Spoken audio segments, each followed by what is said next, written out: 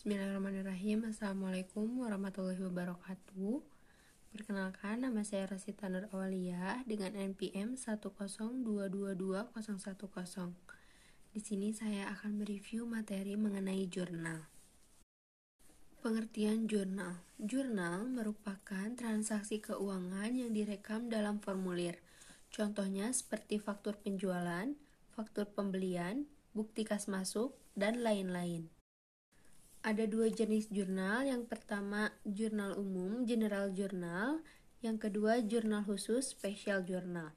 Jurnal umum yaitu transaksi yang digunakannya masih sedikit, tetapi jurnal khusus transaksi yang digunakannya banyak. Jurnal khusus perpecahan dari jurnal umum. Lalu, kenapa sih jurnal umum itu harus dipecah? Yang pertama, untuk mengumpulkan dan menggolongkan transaksi yang sama yang frekuensi terjadinya tinggi. Yang kedua, untuk mengurangi pekerjaan pembukuan ke dalam buku besar. Yang ketiga, untuk memungkinkan pengerjaan pencatatan transaksi ke dalam jurnal yang dilakukan oleh beberapa orang. Dan yang terakhir, yaitu untuk mengendalikan intern. Selanjutnya ada prinsip dasar yang melandasi perancangan jurnal. Yang pertama ada jumlah jurnal yang harus memadai. Jurnal digunakan untuk memisahkan transaksi ke dalam penggolongan pokok penerimaan kas. Penggunaan jurnal berkolom, posting ke buku besar, cukup 1.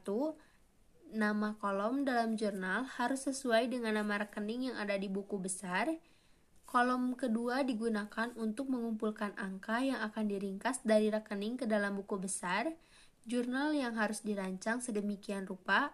Dan yang terakhir, hubungan antara dokumen dengan jurnal harus ditetapkan agar kebenaran informasinya dapat dipertanggungjawabkan. Kemudian ada 3 langkah perancangan jurnal. Yang pertama, studi terhadap karakteristik perusahaan. Yang kedua, pembuatan jurnal transaksi. Dan yang ketiga, perancangan jurnal. Ada 5 jenis jurnal khusus. Yang pertama, jurnal penjualan, jurnal pembelian, jurnal penerimaan kas, jurnal pengeluaran kas, dan yang terakhir ada jurnal umum atau memorial. Metode pencatatan data ke dalam jurnal terbagi menjadi 4. Yang pertama, informasi dalam dokumen sumber disalin dalam jurnal dengan tulis tangan. Yang kedua, informasi dari dokumen sumber disalin dalam jurnal menggunakan mesin pembukuan. Yang ketiga, jurnal berupa arsip. Dokumen sumber yang disusun menurut waktu terjadinya, dan yang terakhir yaitu dokumen sumber dimasukkan ke dalam komputer.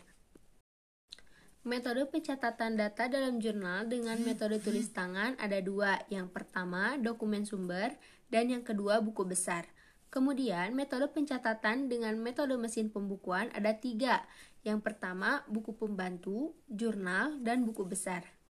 Metode pencatatan dengan dokumen sebagai jurnal. Yang pertama, dokumen sumber. Yang kedua, secara periodik, yaitu membuat rekap dokumen sumber, lalu buku besar. Metode pencatatan dengan komputer ada 6. Yang pertama, arsip induk yang telah dimutakhirkan, run updating, arsip induk yang belum dimutakhirkan, arsip transaksi, terminal, dan yang terakhir dokumen transaksi. Cukup sekian review jurnal yang dapat saya sampaikan. Terima kasih telah menonton video saya. Wassalamualaikum warahmatullahi wabarakatuh.